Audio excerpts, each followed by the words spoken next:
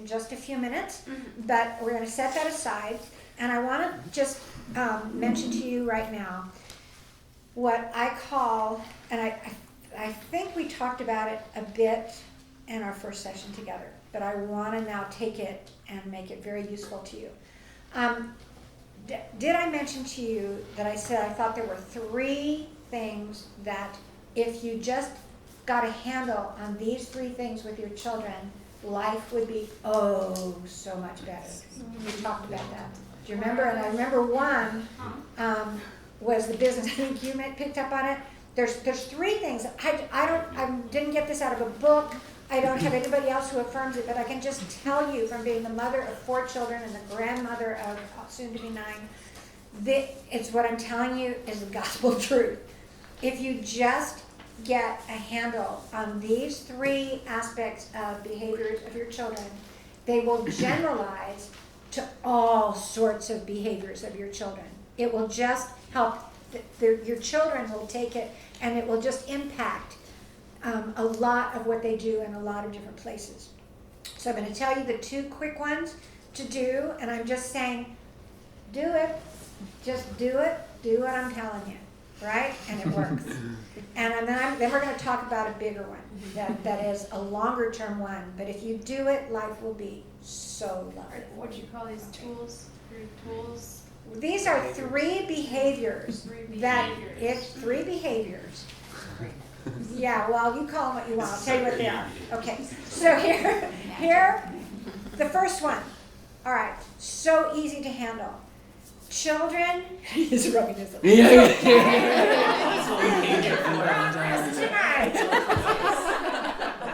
right, okay, so the first one is just how your children handle your furniture. Being in your house. Remember I told you that? Do you remember that? Oh, we talked about it on the phone. So some of the guys, if we talk on the phone, then I said, well, you're going to hear this again because we're all going to hear this. Okay. How do your children handle your furniture? So I teach my grandchildren, taught my children, taught all the children that I've worked with in this home, which has been many out of this town for years, for many years, had scads of children in our home that were hell in school and were absolutely angels with me. And parents go, why are they like this with you? Well, why are they like that with you? That was a good question. Okay, so here's the deal. Just simply explaining and modeling and knowing within yourself. Maybe you first need to learn this yourself. There is such a thing as a playground. There is such a thing as equipment that you climb on. And then there's your home. And then there's furniture. Right?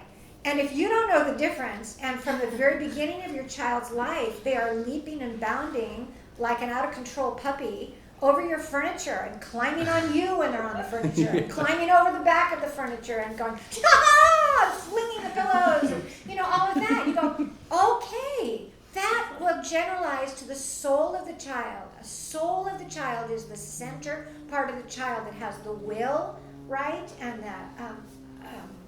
the conscience and all of that inside the soul of the child. That behavior, there's nothing you do with your body that doesn't affect your soul. There's nothing that you do with your soul, inside your soul, that doesn't affect your body and your spirit. There's nothing that happens inside your spirit that doesn't affect your body and your soul, because you're a triune being made in the image of a triune God. So you're one unit, and you can't do something here and it doesn't bump the other and shape and move the other, right? So if you have a child doing with their body what turns them into little wild beings, leprechauns, in their soul, that generalizes to everything else. It generalizes to the tone of voice they use, how quickly they're just going to jump and all over your words or talk back, or how they're going to throw their toys or what they're going to do. And you can just pull the rug out from underneath all of that disorder inside the soul by helping them become ordered, by knowing the difference between what is appropriate and inappropriate. And children love big words. So you can have a little 3-year-old and you go, honey, that's not appropriate. Don't you like that word? I mean, so here, so you like that word? Appropriate. And they're, you say that? Appropriate, right? and what are our procedures? Procedures, isn't that a great word? And so they love words like that. So you can actually just get the child on your side, because you're going to go, that is not appropriate. Remember our word? Wink, wink, wink, right? Okay, so you're going to teach them what's appropriate. So what goes on in a playground? Out in a playground, let's think, what would you do in a playground? Would you go flying down the slide and scream and then turn around and jump and run back up the ladder? Yeah, that's great. That's so appropriate. And then you're talking about everything else. Then you're getting kind of coming back into your home and you're going, but look at this. This is not a playground. This is our house. So here's the deal. Bottoms are for chairs. Feet are for the floor. So simple. Bottoms are for the furniture, the chairs, and feet are for the floors. So you have a little 18-month-old. You have a little whatever. They're learning how to get up on the couch. You just teach them how to get up on the couch. They're gonna stumble and their foot's gonna hit the couch a little bit, but they so quickly can learn to just get up there, turn their little body around, and bum on the chair, not the feet, right? I mean, a little Kai can do that. A little kid can do that. And so when you want to play with your children, parents will have the kids like climbing all over them when they're on the couch, and the kids will be hanging over their neck, and you're going, wait, I'm trying to talk to Jan. Hoppy down, get off Daddy's head. Right? And so, but that kind of play, wonderful with kids, but it needs to happen on the floor. It needs to happen on the floor, and for a certain period of time. So here's the deal. Furniture in your house is not the same as playing outside somewhere. So now you've got order in the child's soul. They know out here, go crazy because that's appropriate. Inside, not so much, right? And I think I gave you the example of, a couple that I was talking to that had this hellish trip on an airplane going to Florida, and it was a long, long trip, right? But one of the simple things that could have happened, that if you teach your child right from the beginning, bottoms are for chairs, right? Then every time the child's bottom hits a chair, or they see a chair, they sit. How about that? Isn't that an awesome thing? So you go to church, and you don't have to say sit still, because their little bottom is attached also to their head, and their bottom and her head have all been sitting peacefully in a chair since they were born. Chairs are for sitting. I don't have to think about it. Chairs are not for leaping. Chairs are not for tipping over. Chairs are not for sliding off of. Chairs are for sitting, and it's happened all so naturally. So you're reading books, they're snuggling, their bums are there. And the chair, they're, in a group of people, they're sitting quietly. So anywhere you take them, they see a chair. Their little brain is absolutely normal association. Chairs are for sitting. Right? Could have, potentially, I don't know if that was the issue, but potentially could have made a really nice flight to Florida. Not even a fight with kids who are used to being on chairs and standing and leaping and bounding, around on furniture. Not appropriate, and it disorders the soul, and it generalizes. This is what I'm to tell you. It's a simple thing, but it will generalize because it orders the child's soul. And they learn, this is for then, this is for now. It's not, I'm a wild animal needing to be controlled all the time, right? Then they're very ordered inside their soul of, I know when to fling and go crazy, and I know when to... I have a question. So our 18-month-old climbs up on the couch, and he can climb up in chairs, and he generally is very good at sitting, and he knows. Recently, he's started discovering he's able to physically stand on the couch, and if you tell him you need to sit on your bottom, and he'll sit down, he'll kind of get this grin on his face, and then he'll look at you, and he'll kind of start to stand up again. And so what would you suggest would be the appropriate training method to get him to realize that what he's doing is inappropriate, since the language is still somewhat PC? So very simple. When he does that, when he's getting up on his feet, are you going to show anger? No. Are you going to show irritation? You are going to be so cool and calm. I mean, because you're thinking about your child and not you, like I told you that 3 times, and now you're taking me off. That doesn't come into play here anymore because we're I up here, right? So it's about the child. So it's about training the child. What am I trying to train the child? What characteristic am I trying to train the child? Self-control. Self-control. Self-control. Obedience. Obedience, right? Compliance. Flexibility. You want to do one thing, but you can't. Peacefully receiving no. I'm working high level on a little tiny thing, like a little guy wanting to stand in his thing. It isn't just about stop doing that, I told you no. It's about, whoa, we can teach this to be a man of God. That's the first step to the man of God. Right? So you just peacefully walk over and you just say, oops, oh no, no, no, no. Feet are for floor, bottoms are for the chair. And you take them off the couch.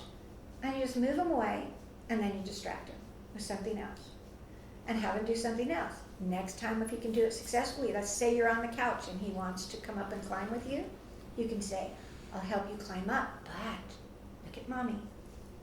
Bottoms are for the chair, for the couch, right? Right? He's a little guy, doesn't have much language, but you go, bottoms on the chair. And he'll come up and you go, exactly right, I love the way your bottom is right here next to mine. You know, and you do some kind of little fun thing, but don't turn it into a big brawly game. You know, just like, oh, come snuggle, right? That's exactly right. Your bottom's right here on the chair. The moment he starts to get wiggly, you just go, oh, hoppy down, because feet are for the floor, right? 100% of the time. That's all you do. On a continuation of that, so now he's not climbing on the couch. He has a stool, so he can look out the window. But the stool is next to the couch. So sometimes he'll like lean over and lean on the couch and sort of use that as like his little swing of sort of like climbing and hanging out there, or he'll like leap off the stool. We're like, okay, no jumping, you know, or just like don't hang on to the side of the couch, you know, just step off. So it's like, when take away the stool now. Yeah. So you're on the right track. Now a few nuances to change here, and you can add these in your toolbox, okay? So try not to say, don't do that, don't do this, don't do that, don't do this. You know what that does to your flesh. You go, what do you mean, don't do that? Oh, I think I just will. Right? I mean, it just provokes something, right? But if you can give a different kind of wording, language is a huge tool in parenting. The language that you use can float your boat or sink your boat, right? So you're redirecting your language for, you know, so what you were telling him, what about this, the stool, don't leap off the stool? Don't jump off. Okay. Or like don't like utilize the side of the couch and like hang off of it. All and right, swing so around. let's start with don't jump off. Don't jump off. So what you're going to do, you're going to pre-train.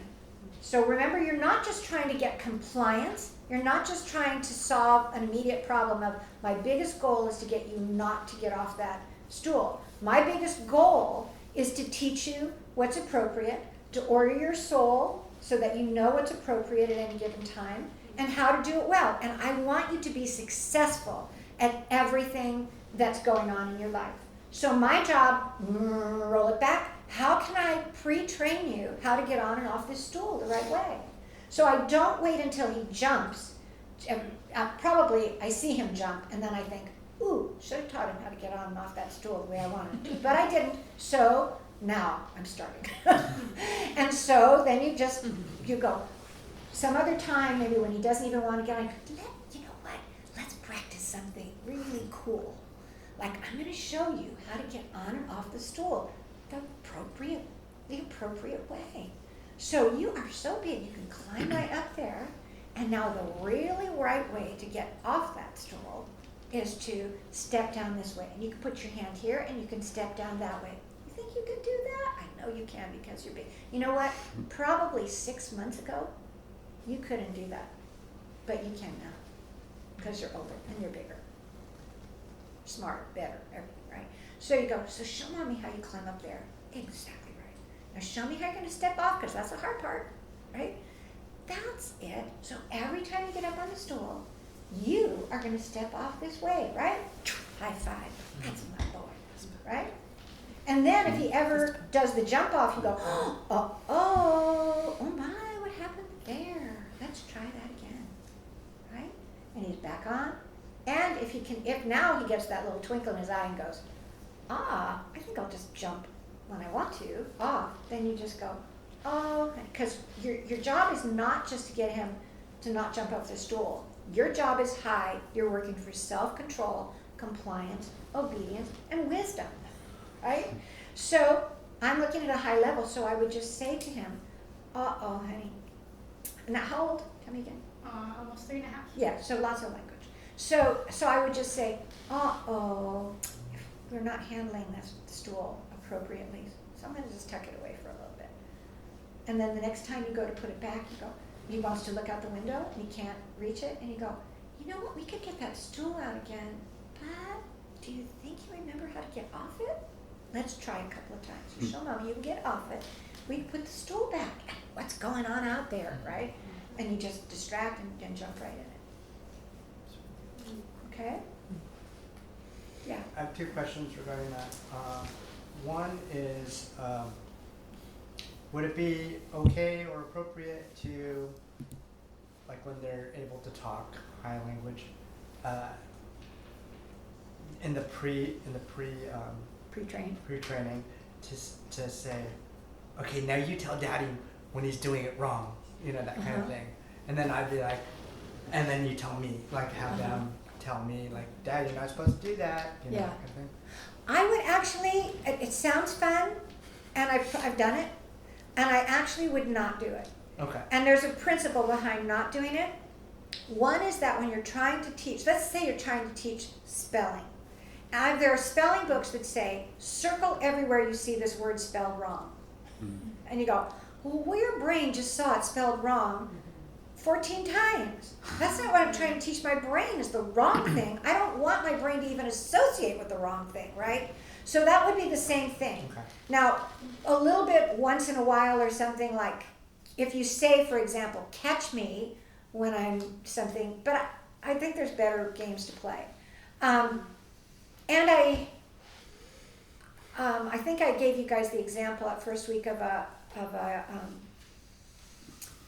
parent coach who, she's very prominent, I love her and I draw from her a lot, but I thought this was a bummer of an idea. Which was that this was actually with a parent who had an anger problem and was trying to get over their bad habit. And so she actually recommended that the children and the parent make a star chart for the parent, and that the children could put a star up there if they got to the end of the day and the mother had not been angry with them. I thought, there is everything wrong with this idea. Is there anything good about this idea? Not anything good about this idea. Not worth our even talking about, right? But that whole thing of just do the positive, it's always the positive. Like, watch Daddy, or did you see how I climbed down off that stool? With that little smile or something, kind of game. Right. And the second question was, the second half of it is feet off the floor. But if kids kind of take things literally sometimes, so what if I was like this? Yeah. How do you, they're simple beings and we don't want to be complex, but if they see that, how do we teach them to distinguish the difference between You're still sitting. You're sitting. Okay. It's not, to have your feet tucked under you or sitting. No, you'll sit in the wrong spine. Your knees straight ahead and I don't care if your back is spasming. It's basically, are you sitting and are you calm? That's what you're looking for, sitting and calm. So if a child wants to sit Indian style, fine. But they're not going to get up on their knees. They're not going to roll around. They're not going to stand on their feet and hop and jump and that kind of thing. So no crawling on the couch then? No crawling on the couch. Guilty. You crawl on the couch. That's where Zach gets it, obviously. It's going to be hard. I know. I used to tell my husband, you are the worst child I have. He would set these rules and there he is with his rubber band shoes and playing behind the furniture. I can get angry at now. Okay, yeah. So what are your thoughts about having outdoor equipment indoors? Like sometimes, in the living, we actually have like a slide. Is it, would you say it's okay because it's not furniture, or would you say, that's not good because you're bringing outside inside? You know what I mean? Yeah. And our kids climb Yeah. I would say if well, let me think about this for a minute. If you have children who are, it can work both ways. If you have children who are now sort of wild, and you have wild equipment in the house, it's hard to teach appropriate indoor-outdoor. Mm-hmm. It is. But if you also, the counterpoint to that is we have children who are very active and they need to be able to get some appropriate energy out inside the house, it could serve you well. So it's a trade-off, you kind of have to read. I would make sure that any kind of equipment that gets climbed on in the house is off to the side. It's not like you leap off a couch onto the play equipment or from the play equipment onto a chair or that sort of thing. It's just you're on that slide, you're not going off anything else. And it's in a place that is designated as the play area. Right. Okay. Yeah. So I have a question too. Yeah. We might be. We're never going to get out of this. So how do you feel about altering this? Because I think we have like the oldest maybe in this group. We have a 7-year-old. And so our feeling has always been, and we've trained our kids that like, we move a lot, our furniture is really crappy. It's half broken because it gets broken over time. So we don't really care. Does that make sense? And so we have taught our kids that at our house, it's okay. We're fine with you. And actually, in fact, we encouraged our son because coming from a background where he didn't get much exercise, like we needed to encourage lots of physical development, and we couldn't all day long do exercises with him and things. So it was like, sure, if you ask, you can get on the coffee table and jump to the couch. And we taught them, yes, certain couches, no. I mean, the one that moves out halfway into the front of the doorway, you can't do that. Do the one against the wall, like, that's fine. And we've also taught them, at our house it's okay. At other people's houses, no. Like, we don't jump on their furniture. So when they walk into other people's houses, do they quietly sit on the furniture and not move around? I mean, they usually go play with toys or whatever the other kids are doing. But very rarely, every once in a while, if they get on their furniture, I just have to do one reminder and say, oh, we're not at our house. And they'll get down and they're fine. They're well behaved in restaurants. I just remind them when we go in the restaurant behavior, and like most kids, every once in a while we have to remind them. But they sit well. Generally, restaurants eat their food and aren't usually crawling all over the place and things like that. So if that's working for us and seems to be doing well, like, do you feel like number 2 and number 3 will work successfully too? Or should we like totally alter this and be like, no more jumping on the couch? Because honestly, some of our even like connecting activities with our kids, like they love this game that I made up called Fee Fi Fo Fum, where they stand on the coffee table. I'm like, oh, Fee Fi Fo Fum, I smell the blood of Daniel, and I pick them up and I throw them on the couch. And dragging her to the couch at this point now, but they both love it, and so part of me is like, I hate to get rid of them because they'll ask to play that game, and we all laugh and have a great time, and So I would say, I love it, and I do all sorts of crazy things like that too. I said, take my kids were grumpy and they didn't want to brush their teeth or something, and then you just go, well, I bet you want to brush your teeth if you were upside down, so you just like, upside down while they're brushing their teeth. Joy is a wonderful thing. So I would say if you feel like that's working for you and it's not impacting your children in other settings, but the very principle that we're looking for is what generalizes, and order generalizes and chaos generalizes, right?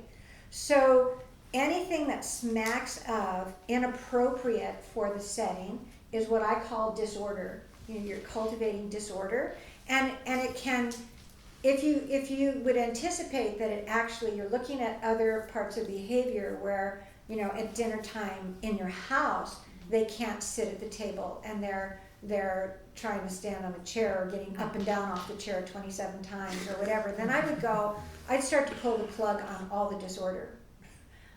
So that the soul gets ordered, and then once that's really back, then I, maybe consider entering some of that in. But you have to just, in your own mind, go, do I see that level of, push the limits, the disorder coming? Because that's what we're working for. That's what generalizes. Order generalizes, which will bring us to the second thing that's real quick.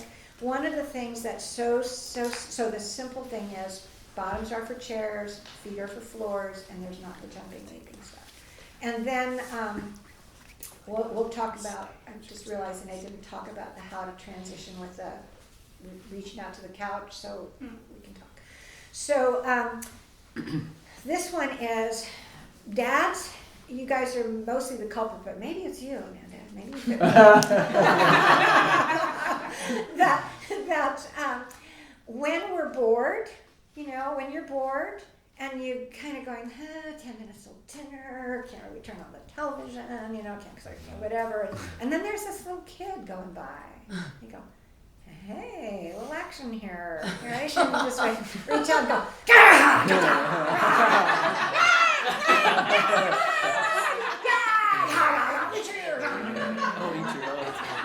okay, so everybody does it, right? Everybody does it. But it's totally random on the poor heart of this child. And then you kind of go, funny, then sometimes the kids are crying. Are you really crying? Don't you love us? Daddy, stop. You really mean stop? No, you mean go. Okay. So the bottom line is that child is going to turn around with their little brother and be going, bored. Oh, there's a little kid going by. Damn it. You really like this, don't you? And then you go, why are you doing that with your brother? I don't know. All right. Well, because they just learned it. Their little souls picked up this random, you're bored, let's just, slap someone. Let's get action going here, dude, right? So I can just tell you, stop that one. So I'm very simple. All you have to do is control yourself. That's a quality trait that comes across all these wonderful things that we want to be, right? And you just have to say to yourself, okay, my child is a person, not an object of play. I need to honor and treat my child as a person. Hey, Johnny, can I grab you? Want to wrestle? I mean, just do an introduction, right, to the child's soul before you grab them and savage them. And so now they can say to you, yeah, Dad, let's do it. Or they can go, nah. And then you have to go, okay. But now what do I do? I said, deal with yourself. But that, if you just stop that craziness, your relationship between your children will calm down. Your relationship with their playmates will calm down, and it will just generalize to their soul to respect. I mean, you will find your child going up to another kid, and going, "Want to wrestle?"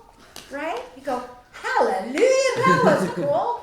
Respect, honor, empathy. Look at those big, beautiful character traits that you've now built into this child just because you've been treating them as a person. Yeah. Sorry, is this behavior number 2? Yeah. This is behavior number. That would not behavior. This is action number 2. I don't know. Issue. Permission to roughhouse. Issue. Ask permission to roughhouse. And the second thing is, please set a limit on it if you're going to wrestle. Like we used to have this thing after dinner, 4 boys, right? And so we would say that the daddy would say, okay, time for wrestling, but we're going to set the clock for 15 minutes or set the clock for 5 or 20 or something. The beeper, like, okay, it is wrestling time, everybody in their corner, right? And then they're doing all this stuff in the middle of the room, and then it goes beep, beep, beep, and everybody goes, hands up. Okay. Thumbs on the couch. Right? And you're wiping off the sweat and putting the room back together. And you're done. So you've got to contain time, right? It's got a start time and an end time. Think about the character traits you're building. Flexibility, self-control, ability to stop-start, ability to follow lead, all these great things that are being just handled by one little nuance to say, yes, we can be wild in the house, but it's with permission, it's pre-planned, So now when children want to get wild and it's not pre-planned, we're just going to pull the rug out from underneath that one going, The park is appropriate, but what's appropriate in the park and what's appropriate in our house? So wildness can be appropriate in the house, but it's a set time, it's pre-agreed upon, and everybody's on the same page for it. It's got a start and a stop. Make sense? Okay, so those are 2 things, right? Here's the third one, and this is the one you're going to be spending between now and a number of months doing.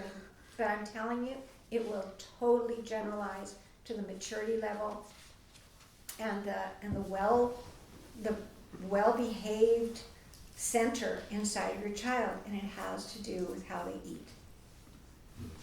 How they eat. It's so universal.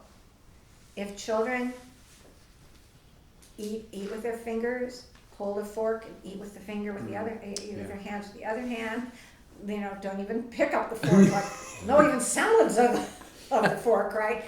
So eating and the kingdom view is a very sacred thing. Eating with people, it is. It's relational. I mean, when you ate with your enemies, they became your friends, right? It was almost like entering into a covenant with somebody to eat with people. I mean, the level of conversation that God intends to have happen around meals, the level of bonding and relationship that God has to have happen, the level of respect. So I want to ask you a question. Here's where I'm going to bring in your brainstorming on these character traits. How many character traits that you kind of listed off there could actually be cultivated in your child's being around just meal times? The prep time, the preparation time, the eating time, the clearing up time, that just, the whole thing that makes up a meal. Let's think dinner. What character traits can you cultivate if you never, I remember saying this to parents, let's just say you are God's appointed stewards of your child's life, but to raise this child up to fulfill their potential, the only time you're given with the child is meal times. Nothing else. You never get to see him, you never get to talk to him, never get to influence him, just meal times. What traits, what character traits, what characteristics could you cultivate and nurture in that child's life for greatness around meal times? Are we supposed to answer? Yeah. Any of those. Look over your list, think of new ones, whatever. What is it that can be cultivated and raised up inside of that child just around meal time? Patience is one. Patience? For me. Around just eating or around prep time? The whole thing, the whole thing. institution of a meal. Yeah, because for my daughter, she just wants to get it done. Yeah. And play. And she says, like, how many bites, Dad? She said, 10 bites? I'll give you or 5 bites. Oh, I'll give you 5 wow. bites, and I'm going. That's right? intense. I don't want to talk about how many bites you eat all your food. So what else? Patience? Servant leadership. Servant leadership? Contribution. Contribution? Well, trusting in the sovereignty of God when like something falls on the floor, like it's okay, it's okay. Just relax. Sure. Let's go guide. What else? Oh no, I was Okay. Gratitude. Gratitude, big one. That wasn't even on the list. I didn't hear gratitude come in there. Gratitude. Communication skills. Pardon? Communication. Communication skills. Self-control. Self-control. Obedience. Obedience. Reasonableness. Community. Courage. Courage. Trying foods. Courage. That's good. Collaboration. Empathy. Thoughtfulness. Love, joy, peace, patience, kindness, gentleness, goodness, faithfulness, self-control. Right? Perseverance. What else was on your list here? Set in a good mood. Listening. Did we say respectful? Selflessness, flexibility, integrity. Goodness. You could just, someone could just be developed into greatness by just learning everything that you could learn around having to do around meals. So I'm telling you, if you could get through, if you can master parenting in this area of meal times and all that is involved, middle and post, right, of that, you will have just ordered your child's soul and developed so many traits for greatness in them. We treat it so lightly. We just think culturally, hey, 3-year-olds, they don't want to eat, they whine, they don't want that on their plate, you know, they want to hop down, they want to tell you what they'll eat and what they won't eat, they want you to say, I don't have a napkin on my lap, get Mom, you know, get her some. I mean, you know, so the whole issue of what is negatively learned, what is negatively cultivated in the heart of a child, think of them as not just, remember I said originally, you're not going to parent on the basis of what you can tolerate. That's a pit to fall in, right? You're not going to parent on the basis of what you can tolerate. And, you know, you're not going to allow your child to, you're just not going to look at that and say, you know, that's how 2.5-year-olds act. That's how, you know, 12-month-olds just scream when you're trying to get their food and they're in their high chair. I mean, that's just how it happens. That's just one of the big deals. You go, I don't think so. Reverse these character traits. You're actually teaching selfishness, pride, haughtiness, disrespect. You know, I mean, you're teaching everything that will lead to a totally unsuccessful human being in the eyes of God. So when you have a child who is screaming for their food, that is as wrong as if you had your neighbor come over for dinner and scream at you for food. I don't care. Screaming for food is wrong if you're 12 months old. It's wrong if you're 80. It's just wrong. Wrong for the human soul, wrong for community, wrong for everything. Right? We're not going to have it. And so these children are going to be trained up in these qualities, not trained up in the ones that are going to destroy their life and make them lousy husbands, lousy in their relationship with God, lousy employers and employees. I mean, all those things carry over. They just morph and go underground and show up in another way. And we didn't even know the roots of it were all these things that we just called childlike behaviors. I don't call them. I don't do stages and ages. You got the terrible twos. You know, we're going to get through it. I go, no. What a 2-year-old is doing that's terrible is going to be just as terrible when they're 16 and 20. It's terrible, and it's not because they're 2. It's because sin dwelleth in me, right? And we want to cultivate the Spirit of God dwelleth in me. All right, so we are going to talk for about 15 minutes on how you can get started with this. So start talking about meal times and what. Somebody give me a problem around meal times. I just brought one up right now. Mm-hmm. But having joy or impatience, right? Because she just wants to get it done. Okay. She'll say 10 bites, and that's it. Just give me 10 bites. Okay. Yeah, so our problem is she won't eat her vegetables, and she doesn't want to eat a lot of adult meals, so she's really skinny. Okay. So, all right. So the business I don't like the taste. the view. If you go back and go, what's the big picture? How is this child viewing meal times? I know how meal times are supposed to be. They're community times. They're communion times. They're times filled with, nurture and spirit, soul, and body. I mean, meal times are spiritual times. They really are. And whether we're talking about God or we're talking about silly things, frogs on the pond or, golf or whatever, it's a spiritual thing for people to sit together and eat together. So now we have a little child who has developed a perspective that this is totally utilitarian and it's totally about me and it's what I want and what I don't want, and I'm here just to bargain with you because this has nothing to do with anything deeper than stuff, right? So how are we going to give this child some kind of a different feel about the value and the delight of it?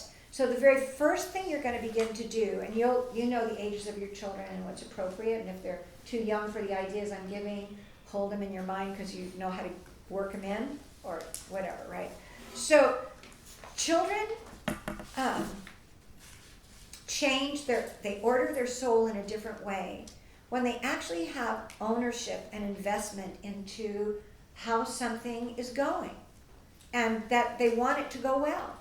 So one of the very first things that you need to lock into your toolkit is that this child is a member of our family. We're not us, mom and dad, plus kids, right? So when you had, this is a big picture thing, but I'll bring it down. When our sons got married, we said to them, look, marriage is it's a human parallel. There's a lot parallel between that and receiving the Lord. It involves death and it involves life. So when you have not received Jesus yet, you're autonomous. But the very last autonomous breath you took in your life was when you said, Jesus, come into my heart. You died. Dead, gone, no more autonomous self. Gone, I died. I'm crucified with Christ. I no longer live. It's Christ who lives in me. So now I am a new creature, Jesus me. Right? Not me and Jesus, Jesus me. When you get married, the last autonomous breath as Jesus me that you breathed was when you said, I take you to be my wife or my husband. Then what happened? Autonomous self, who you were as an individual, gone, and you are reborn as a unit, one flesh, right? So now I'm Gus Mercy. Right? Gersie, now I'm Gersie, right? Okay? And I don't exist anymore. And we don't teach that in marriage, and there's lots of conflict because you've got two individuals trying to figure out how to cohabit versus a single entity learning their identity as one, right? Same thing we taught them when you have a child. Now you are Kimberly Ian or Ben Stephanie, or Darren Alicia, right? In Christ. So now you have this other little child, Malachi, who is conceived and comes out of the womb. At that time, the first wah, you are no longer Darren Alicia, you are Darren Alicia Malachi. You're a whole new being, one unit. One unit. It's not you plus your children. What are we going to do with the children? How do we have our life and take care of the children? That does not serve you well. It's not biblical. It's not kingdom. You're one unit. You are now, that died, right? So stop trying to hold on to the rights of the dead, the thing that died off. You have a child, now you're 3 and not 1. You have another child, now you're 4 and not, whatever, right? So when you're working with your children, that's what you're trying to communicate with them about family. We're one unit. So wherever that child, you teach that child right from the beginning that they're absolutely integral to the family, both in the work and in the play and in the planning and the goals and everything, appropriately to their skills and their wisdom and all of that. But you think about being all together as one. It's not, golly, Ned, I wish I could have dinner alone with my husband, and yeah, go ahead, 5 bites, good riddance to meat potatoes, right? A lot more fun when you're not here. So that's not it. It's like, how do we become a family so that meal times, literally, I'm telling you, meal times, if you play your cards right, and you know what I mean by that, if you do this right, meal times throughout the 0 to 18 years of your children, where you're together as a family, can be the most joyful, meaningful, pleasant, look forward to times of your family life. Now just picture what life is like eating now with your children and go, okay, we can get there, right? We can get there. You're like, whoa, big disconnect here. But you can get there. You can get there. So this point of, with patience and engagement with the eating process and moving it from just stuff, utilitarian, it's like, I don't want this toy, I want that toy, I don't want this bite, I want that bite. No. So one of the things you do is you enter the child into the process, as they're age appropriate, of planning for the meals, of establishing the ambiance, of I have a teaching night, actually it was at MOPS. I don't know if you guys were there at MOPS. And that didn't get recorded, and I have my notes, I'll try and just Chris has record the it. second half of that recorded actually. Oh, you were the one with the little mic holding there? It was just my phone. Yes! they told me it wasn't recorded, I said, there was somebody there. It was about halfway through. I was like, Eric has to hear this. She's trying to convince me to end up signing up for this class. It was a good thing for everybody. Oh, the truth comes out. All right, so the idea being that your children are created to take dominion. They come out of the womb in the image of God, who says to them the very first thing, you are to take dominion, conquer, and spread out. Just everything about you is to start like this, but you are to take dominion, be fruitful, and multiply. They've got it in them. So if you have a child that is just set aside as a child, an extra, a child, there's us and then there's the child, I have to figure out how to manage you. I have to figure out how to manage that child, how to preoccupy you while I do the work, how to just, I'm just managing your life. That does not serve you well, that attitude. It's, we are one, we all work. If I'm doing the laundry, you can have an 18-month-old who can drag the towel, you can go, hey, pretty big towel, let me wrap it around your neck and you can get it to the bathroom for mommy, right? So tuck it under your arms, walk like this, right? And that little child is coming along, we're folding this towel up, we're tucking this away, because it's our family work. I don't even like it when we call it chores, because, do you like that word, chores? I mean, I'll go, that is 5 favorite words, that's not one of them, chores. Well, that's how kids, you do chores. So it's like, I am the chore giver, you are the chore doer, right? And that's nothing to do with community and oneness and unity. So we talk about family work. So what if it's as simple as, I don't like how this vegetable tastes. Like we would have cut the beans together, she would have washed it, and then I cook it. We think it tastes great. She's like, I don't like it. Yeah. All right, so this attitude of the I don't like it, this is what you're going to let me put on, I'm going to let you put on my plate. This is, I'm going to tell you what I'm going to eat. I'm going to tell you when I want to eat it, when I don't want to eat it. I'm going to tell you how long I'm going to sit at the table and how long I'm not going to sit at the table. All of that will minimize. We have specific ways to deal with it all. But the big thing needs to happen is she needs to be invested in the process, the family aspect of the work and the pleasure of meal times. So with little children, when they do the business of, I don't want to eat this, I don't want to do that. Picture this. Let's say you've got a 3-year-old and a nice verbal 3-year-old, okay? And so with meals, they're very aware we're going to eat dinner every night. Let's focus on dinner, right? So you as the mom, my husband does the cooking, so this would be his job. Thank God I'm a less kept one.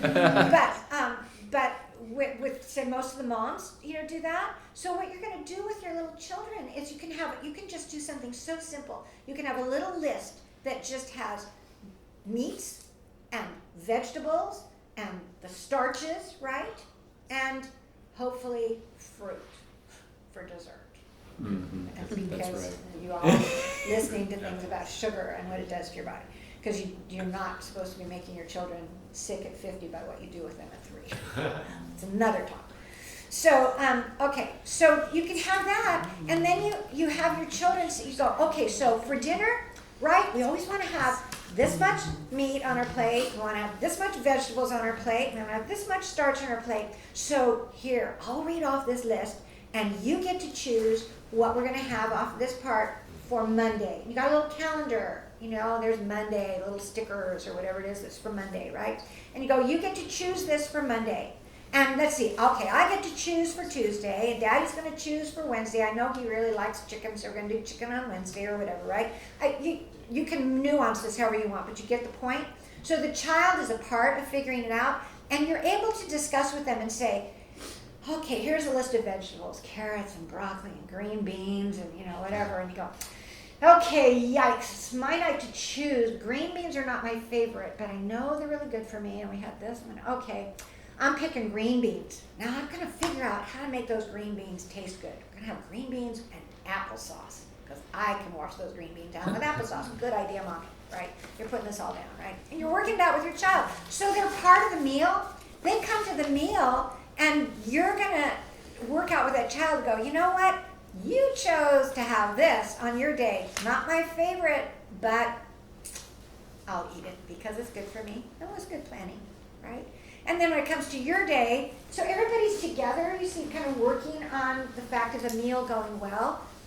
The kids can go with you and go shopping, right? They can pick out, they can find their vegetables, they can figure out, all sorts of things.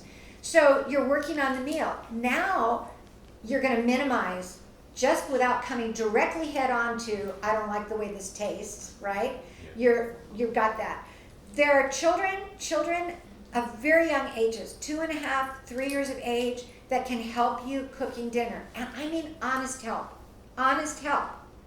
They can wash the lettuce, right? I mean, even if they're getting all wet, but they're washing the lettuce, right? They're doing the honest parts of the meal. You're not just saying, here, chop your Play-Doh while mommy chops the carrots. That's not going to disturb you.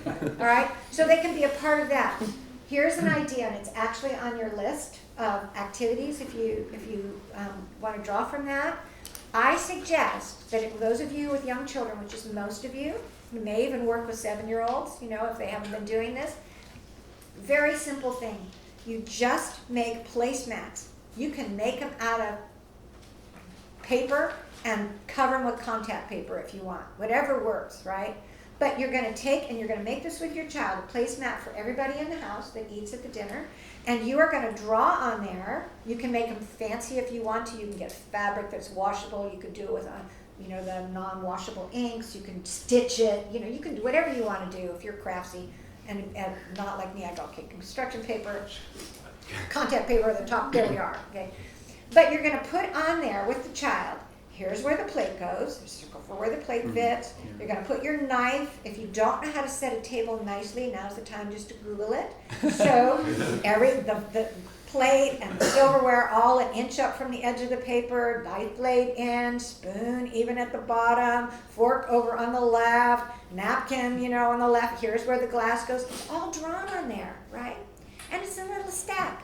You got a 2.5-year-old who from this point on until they leave the home at 18 sets a beautiful table for you, not for you, but for the whole family every night, starting from about 2.5 years old. And you're going to put things down, so that's their job. But you're going to do the pre-trained thing. You're going to make the little placemats. You're going to figure out what color daddy wants. Well, make it fun. And then you're going to just have it right there and go, okay, put it by each place. They may have to, at this point, you might have to provide them with a stool, or you may say, for right now, it's okay for you to climb on the chair if they're little, to just get up and do this, right? So they're going to set that thing. Then they're going to just set the whole placemat.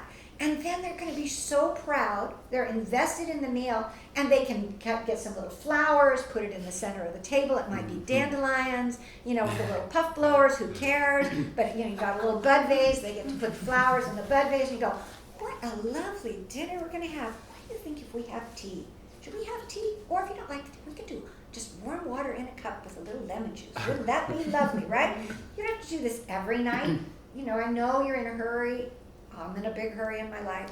But you're going to have to do it some of the times and lay the foundation for that. But from that point on, that child's family work is setting a lovely table for dinner. That beats putting them in front of Sesame Street to say, just shut up and leave me alone. I'm getting dinner ready. They're busy doing the lovely things, right? Invested in the meal. You will find if your children are invested in the process of the mealtime prep, the process of the cooking the meal, and they're serving. It is not right for you to treat your children like they are the prince and you are the butler.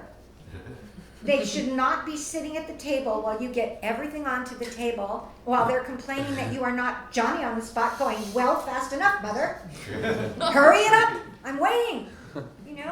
Excuse me. How about if you sit and your children serve? And that's, I told that story in the MOPS meeting, about just having children, my grandchildren, who were being so nasty about mealtimes and things, right? and so when we had a meal over the Christmas holiday when all the families were together, and I just told the parents, I said, give me your kids. Just give me all my grandkids. You guys go do something else, right? So I taught them exactly this. We set up tables all throughout the house, where everyone was going to sit. They were so excited. they said, my youngest one was 2.5 this time, right? And then up to like 4 at the time. So little tiny ones, right? But we set beautiful tables with the tablecloths. They learned how to set it, the tables, the place settings out there. They made it beautiful. I taught them how to serve. You serve from this side, you clear from this side. And now your mommies and daddies are going to sit and we're going to serve them because that's such a beautiful thing to do. What a privilege we have to serve them, right? So they had food came out of the kitchen. Here's these little ones, and am I nervous? Yes, I just spent $600 getting all my carpets cleaned the week before, right? And I thought, God, I don't care about my carpets by faith. I affirm, I do not care about my carpets. I care about my grandchildren. So, they're taking things that have gravy and whatever, but they're making it through, and then they're just going, would you like some asparagus? Oh, that's would you like some mashed potatoes, Daddy? And they made place cards for everybody who was sitting where, right? And they were at a table. So there were 2 of the children, the grandchildren at the table. One was the server, and one's job was to clean up afterwards. So when everyone was done, the other one slipped out of their chair and just said, Mommy, may I take your plate? Are you done? Yes, thank you. Okay. And then they went, may I take your plate, please? Yes. And they served dessert. They served coffee. Did I have a spill? Yes, once. And what did I do? The mom went, and I just said, you're fine. Just keep going, sweetheart. And I thought, $600 is nothing. This child is learning. Look what's he's learning. Perseverance. Not to panic in a time when you think you did something wrong. It's worth it. Worth it to pay that, right? So here were these children. One of my daughters-in-law came to me at the end of that meal and said, I have never had this long to sit and have, I can't remember when, just to sit and have an intelligent conversation. And my child was right there, and we were all talking together. She said, I should do this every night at our house. I thought, oh, the point, this is really good, right? So those children had this investment in their soul for how that meal would go. Now it was about us. Now it was about servanthood. Now it was about these beautiful qualities for successful living that you were building into your child. Through what? Eating. Eating. Right? Who would think that you could create a great man or woman of God by teaching them how to eat well with people and do meals well with people? Yes. Okay. So I've actually tried including them in, the prep and all that and the meal planning. And I'm just struggling with practical ways to really make that happen. I mean, they have been involved in prep and, it's great, they really like it sometimes. They can't do a whole lot, but they like doing certain things, and then other times they're like, no, it's okay, I just want to play. Mm-hmm. So I don't want to force them to help. Mm-hmm. And then anyway, the other question is so in that you just kind of go, me too, let's play. I mean, don't eat. That's a real simple one right there. And you don't make a big deal out of it. Literally, I'm telling you the truth. You just go, that's a good idea, let's play. And then you don't have any food. Yeah. And you go to bed without your dinner. Okay, that's my other question. So, I have 2 other questions. So, can you give any practical ways to like include them in meal planning? I was like trying to look up apps for this and I couldn't find anything. Like, is there any kind of like felt boards or something like to make to give them a visual? Like, okay, I can pick one food from this group, one food from this. Like, does anyone have any practical ways to actually implement this? If your kids have language, you're just writing it down. I don't think you have to make a big deal out of it unless you're really crafty and you love to do that, you know. You can just do it very simply by just having them watch it go. And then you can even be teaching your letters. You go, remember that B stands for broccoli. Remember that for C stands for carrot. There it is right there.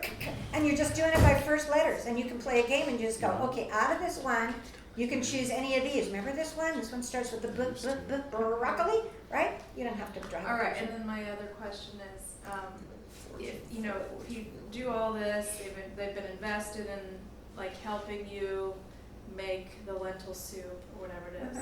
They've sorted the lentil, and then you sit down and eat. Oh, I don't like it. What if they're invested, they set the table, they're involved, and then they still don't want to Yes. eat what you made. So I would Do you imagine that suggest starving them? most of you guys are far enough down the line. We are 12:04, we need to stop. But most of you are far enough down the line with your children that there are some really negative behavior. That's why you're here, because there's some negative behaviors going on you'd like to get rid of.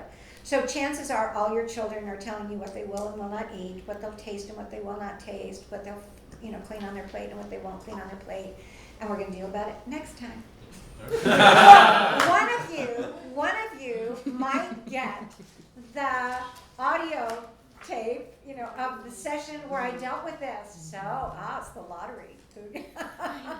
And then you'll be the one who'll be able to come and teach it next time. So we will next time be dealing more with food issues and mealtime issues. If you have not signed up for your private call, I need you to realize this is such a gift to you. I so wish I would have had somebody who could brainstorm with me and get me this way.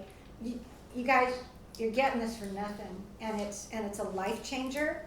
So I would recommend. I mean, when you look at this, you guys are 8. I've got another whole group. You each get an hour. You're sacrificing 1 hour to talk with me. I'm sacrificing 14 hours to talk with all of you guys. Right? It's a big cost to me.